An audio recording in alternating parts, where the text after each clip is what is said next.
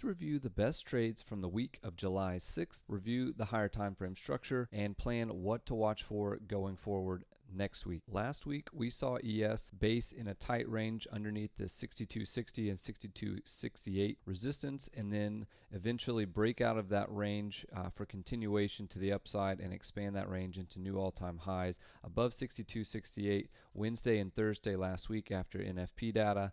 And opening up this week, we would essentially establish a new range above that 6260 area and flip that area from resistance to support, and then settle into a new basing range with the range lows being around 6260 and new range highs at 6315 as we establish new structure on Sunday. Buyers continue to have strong control on weekly and daily time frames, although we did see a little bit of settle into balance on intraday time frames this week. After the gap up on Sunday, we began to establish this 6315 as an area range high and resistance area here, multiple tests against this. So this week, if you wanted to be short, all tests into this zone, these were the areas to be short, rejected multiple times here before finally clearing above on Thursday. But playing against the 6315 area, playing shorts against this area for rejections down into the bottom of the range, those were the best areas for shorts. We saw that multiple times. Even after that on Friday, multiple rejections there. Longs, the best longs were defenses of the 6260 range low area, especially this spike under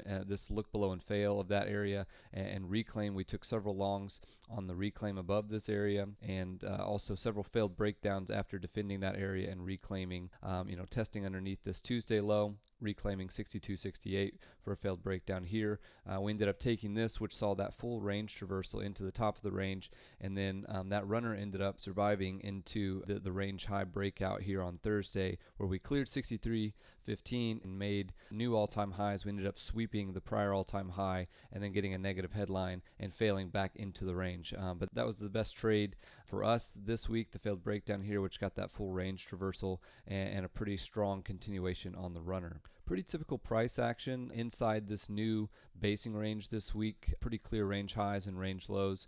Fairly messy in the middle. There were several opportunities for failed breakdowns of overnight lows and prior day lows, especially on the tariff headline, where we got this headline sell that spiked through the prior low at 62.88, the Thursday low here for a failed breakdown. This works nicely for rotation back into the 63.15 resistance area, which rejected, then actually swept that low as well, the 62.83 low, for another failed breakdown early on Friday morning.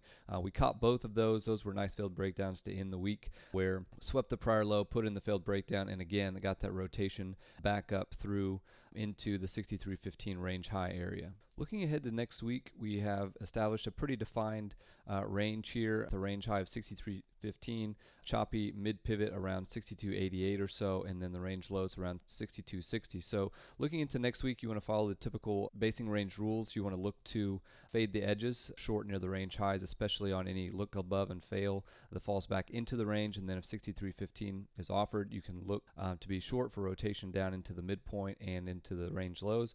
Definitely watch for longs against the range lows, or look below and fail the range lows that reclaim for that traversal back up into the range highs. For next week, buyers are going to need to sustain above 63.15. Going to need to break these range highs again and keep those bid on a back test for continuation to 63.35, 63.52 above new all-time highs. And the better short is really going to be on the failing underneath the range lows, offering on a back test, seeing continuation down. The failure of this base and 62.60 staying offered, likely see some decent reversion back into the prior week range, prior week low at 62.24, and then potentially lower on the failure there into that 61.83 area from a few weeks ago. Until proven otherwise, we do want to treat this as a bullish base and assume that this is going to see continuation up. But if we do see that failure of the base, then we can change our bias and then look to be more short for that reversion. Typically want to stay away from overtrading too much in the middle of the range, potentially traps under the Friday low that then reclaim. You could watch for something like that. But typically you want to be doing most of your trading against the range highs or the range lows, especially on the look above and fail. That's what I'll be watching for next week, and hope you'll join us. We'll trade it together.